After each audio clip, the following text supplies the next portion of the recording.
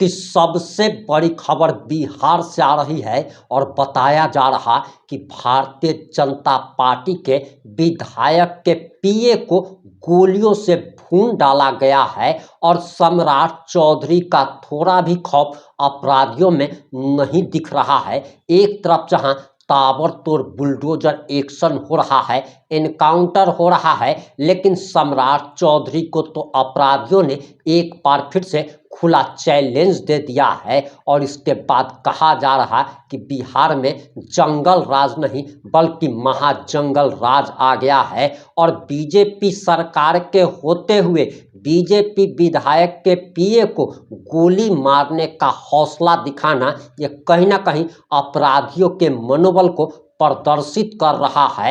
और इतना ही नहीं बल्कि सम्राट चौधरी को तो सदन में भी आरजेडी ने धो दिया है। और आखिर पूरा मामला क्या है, पूरा मामला इस बात से 8 मिनट की रिपोर्ट में हम आपको बताने जा रहे हैं।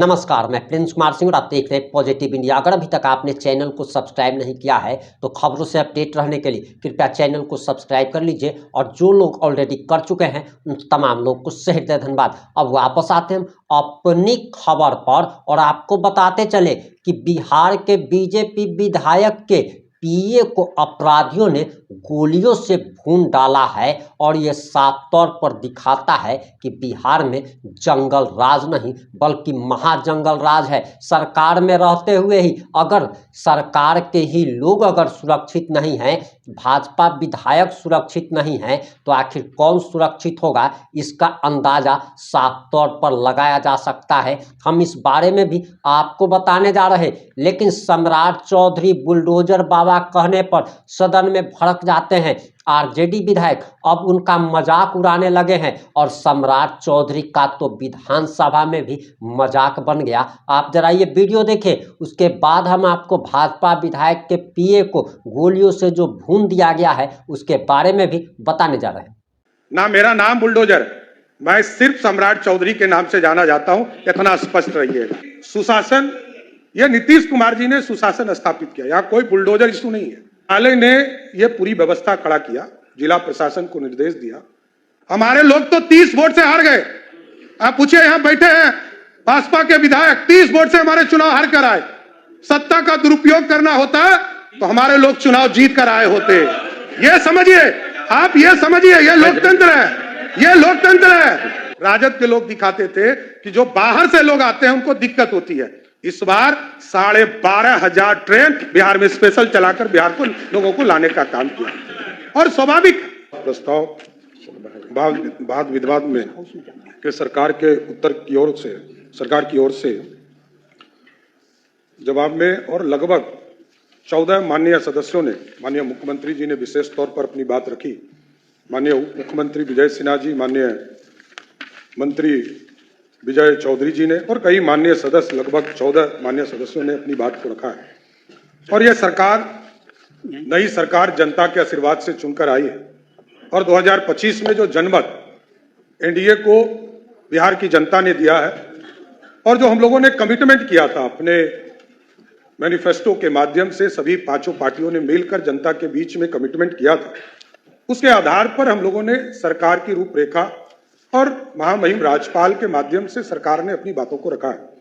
और पिछले 20 वर्षों में नीतीश कुमार जी ने जो पूरा सुशासन, बिहार में जो विकास की गति को आगे बढ़ाने का काम किया, उसकी भी पूरी रूपरेखा इस अभिभाषण के माध्यम से देने का काम किया।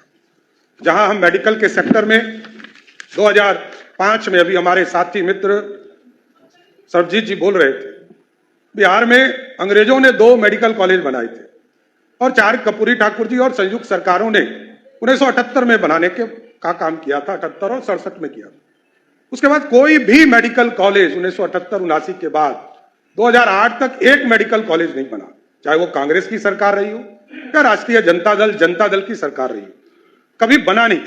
लेकिन आदरणीय मुख्यमंत्री नीतीश कुमार जी के नेतृत्व में जब एनडीए की सरकार बनी तो आज गर्व से कह सकते हैं कि लगभग 12 मेडिकल कॉलेज और 27 मेडिकल कॉलेज का प्रक्रिया आगे बढ़ाने का काम एनडीए की सरकार कर रही है।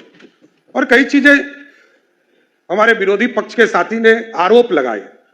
मैं, क्योंकि हमारे सारे चीज हमारे माननीय मंत्री और माननीय विधायकों के माध्यम से आपके पास आया, मैं 2-3 चीजों पर बड़ा स्पष्ट बताना चाहता हूं। ये लोग बार बार बोलते हैं कि सुशासन, ये नीतीश कुमार जी ने सुशासन स्थापित किया। यहां कोई बुलडोजर इशू नहीं है, ना मेरा नाम बुलडोजर है, मैं सिर्फ सम्राट चौधरी के नाम से जाना जाता हूं, इतना स्पष्ट रहिएगा।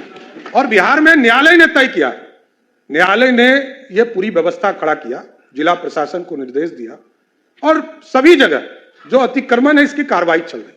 माफिया पे तो कार्रवाई होगा ही, चाहे वो जमीन माफिया हो, बालू माफिया हो, शराब माफिया हो, नीतीश कुमार जी के नेतृत्व में कोई बचेगा नहीं, इतना जरूर गारंटी देना चाहता हूं। और कोई भी गरीब हो, एकदम सरकार तो जमीन भी देती है। आदरणीय प्रधानमंत्री नरेंद्र मोदी जी के नेतृत्व में लगभग 60 लाख परिवार को पक्का मकान दिया गया, कभी जाति नहीं पूछा गया, धर्म नहीं पूछा गया, खाने के लिए अनाज हम देते हैं और लगभग 8.5 करोड़ लोगों को सीधा अनाज पहुंचाते हैं, कभी जाति धर्म नहीं पूछे जाते। और सारे चीजों को, वो तो आप माननीय विधायक हैं, वो ज्यादा जान रहे हैं, उचित फोरम पर आप दीजिए, जरूर जवाब मिलेगा। और जिनकी जहां भी अभी मनोहर जी ने कहा कि एफआईआर बिना पैसे का नहीं होता है, तो डीआईजी रहे हैं, लगातार पूरी जीवन जो है पुलिस में ही उन्होंने व्यतीत किया है, तो अपना अनुभव सरकार को शेयर कीजिए। एक एक व्यक्ति से भी पैसा लिया जाएगा तो जरूर उसको बर्खास्त करने का काम नीतीश कुमार की सरकार करेगा सच। और कुछ लोगों ने कहा कि रेलवे, अरे सरकार का दायित्व है, 2022 में लगभग 6,000 स्पेशल ट्रेन चलाएगी, 2023 में लगभग 7,500 रेलवे का स्पेशल ट्रेन चलाया गया, 2024 में आपको लगभग 9,500 रेलवे का स्पेशल ट्रेन चलाया गया। और इस बार हम लोग गए थे, स्वयं गए थे, मैं गया था, केंद्रीय मंत्री ललन सिंह जी गए थे, संजय झा जी गए, हम लोगों ने जाकर आग्रह किया कि बिहार के लोगों को दिक्कत नहीं हो। यही लोग दिखाते थे, विरोधी पक्ष ही कांग्रेस के लोग, राजद के लोग दिखाते थे कि जो बाहर से लोग आते हैं उनको दिक्कत होती है। इस बार 12,500 ट्रेन बिहार में स्पेशल चलाकर बिहार को लोगों को लाने का काम किया।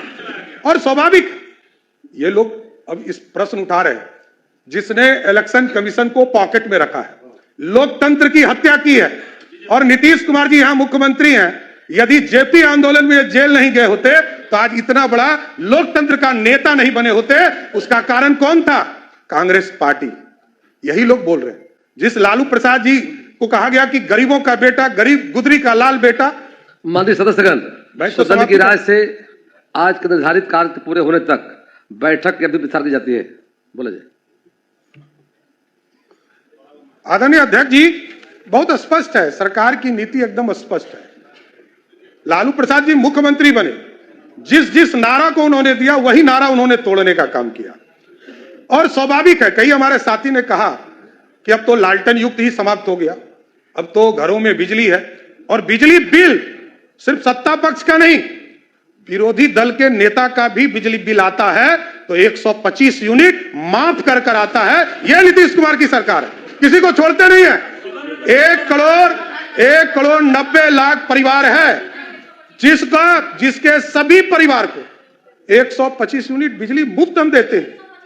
और जानकारी लीजिएगा, और विस्तार से आपको माननीय सदस्य अभी नहीं आई हैं, आगे और अब विस्तार से देखिएगा, सब्सिडी और अधिक देते हैं। और मैंने स्पष्ट तौर पर कहा कि मुख्यमंत्री हो, विरोधी दल का नेता हो या आम गरीब हो, बिहार की सरकार ने जब पॉलिसी बनाया कि 125 यूनिट हम सबको देंगे तो सबको देने का काम किया, किसी को छोड़ने का काम नहीं किया। और मैंने वो दिन भी देखा है, माननीय अध्यक्ष जी, जब कांग्रेस की सरकार थी, यूपीए की सरकार थी, यूनाइटेड फ्रंट की सरकार थी, वो दिन भी हम लोगों ने देखा है कि जब कांग्रेस का राज था, सर्किट हाउस में बैठकर तय किए जाते थे कि कौन चुनाव जीतेगा, कौन हारेगा। हमारे लोग तो 30 वोट से हार गए। आप पूछिए, यहां बैठे हैं भाजपा के विधायक, 30 वोट से हमारे चुनाव हार कर आए। सत्ता का दुरुपयोग करना होता तो हमारे लोग चुनाव जीत कर आए होते। ये समझिए, आप ये समझिए, ये लोकतंत्र है, ये लोकतंत्र है। और हमारे लोग हजार वोट के नीचे कितने लोग आए, ये हार कर आए, ये भी बताना चाहता हूं। और हम लोगों ने वो भी देखा है, 2000 का चुनाव, 95 का चुनाव, 6 महीना तक चुनाव चला था बिहार में। और जो चुनाव कराने वाले इलेक्शन कमीशन के कमिश्नर थे वो कांग्रेस के सदस्य बनते थे, राज्यसभा के सदस्य जाते, और जो सुप्रीम कोर्ट में जज बनते थे वो भी कांग्रेस पार्टी के सदस्य होते थे। कभी जज बनते थे, कभी राज्यसभा जाते थे।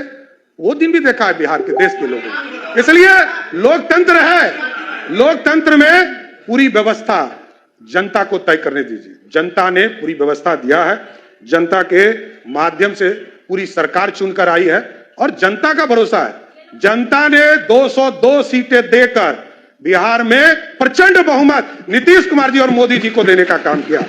इसलिए हम लोगों ने तो पहले दिन से काम शुरू कर दिया है। अध्यक्ष महोदय, जब पहली कैबिनेट हुई तो न्यू टेक हब के लिए कमेटी बनाने का काम किया गया, न्यू एज इकोनॉमी के तौर पर एक कमेटी बनाने का काम किया गया, स्टार्टअप के पूरे ग्रुप्स को चलाने के लिए कमेटी बनाया गया, आर्टिफिशियल इंटेलिजेंस के लिए कैसे हम उसका प्रयोग कर सकते हैं, लोग दुरुपयोग नहीं करें।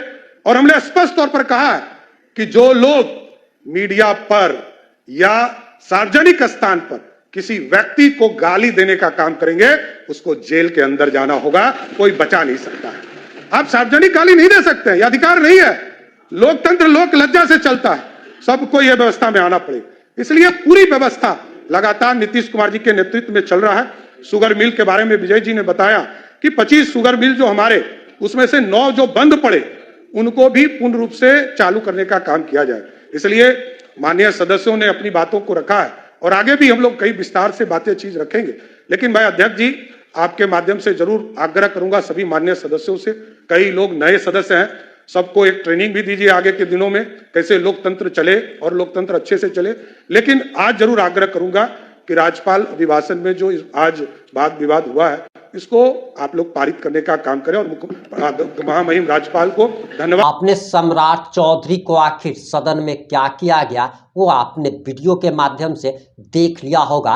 अब भाजपा विधायक के पीए को जो गोली मारी गई है और मीडिया रिपोर्ट्स के अनुसार जो जानकारी आ रही है उसके अनुसार दरअसल बताया जा रहा कि मुजफ्फरपुर के कुढ़नी से बीजेपी विधायक केदार गुप्ता के पीए विनोद दास को अपराधियों ने गोली मार दी है और ये घटना देर रात मनियारी थाना क्षेत्र में हुई है। विनोद दास एक शादी समारोह से लौट रहे थे, तभी उन पर अपराधियों ने हमला कर दिया और गोली लगने के बाद उन्हें शहर के एक निजी अस्पताल में नर्सिंग होम में भर्ती कराया गया है, जहां उनका इलाज चल रहा है। और बताया जा रहा कि गोली उनके जांघ में लगी है और उनका आज ऑपरेशन भी होना है, उनकी हालत गंभीर बनी हुई है। बताया जा रहा कि 2 बाइक सवार बदमाशों ने विनोद दास के गाड़ी को पहले ओवरटेक किया और फिर गोली मार दी। शुरुआत में लोगों को लगा कि कुछ युवक आपस में बाइक को ओवरटेक कर रहे हैं, लेकिन गोली चलने की आवाज़ सुनकर सब हैरान रह गए और मामले में 2 अज्ञात लोगों पर केस दर्ज हुआ है। वहीं इस घटना के बाद विधायक केदार गुप्ता अस्पताल पहुंचे अपने पीए का हालचाल जाना। उन्होंने कहा कि विनोद दास मेरे सहयोगी हैं और पार्टी के नेता भी हैं। वो दिनेश शाह की शादी में गए थे, हम लोग साथ में ही थे और भोज खाने के बाद जब वह घर जा रहे थे तो उनके साथ ऐसी घटना हुई। वहीं विनोद दास की पत्नी का कहना है कि मेरे पति की किसी से दुश्मनी नहीं थी, लेकिन अगर सबसे बड़ा सवाल तो ये है कि बिहार में बीजेपी और जेडीयू की सरकार है और आखिर बीजेपी जेडीयू की सरकार में ही आखिर इतनी हिम्मत अपराधियों में कैसे हो गई, ये सबसे बड़ा सवाल है। और ये सवाल सरकार से इसीलिए पॉजिटिव इंडिया पूछ रहा है क्योंकि अगर भारतीय जनता पार्टी के विधायक सुरक्षित नहीं है, भारतीय जनता पार्टी के नेता अगर सुरक्षित नहीं है, तो आखिर इस राज्य के आम जनता का आखिर क्या होगा, उस पर भी जरा आप अपनी प्रतिक्रिया कमेंट बॉक्स में जरूर दीजिएगा। जुड़े रहे हमारे साथ। जय हिंद, जय भारत।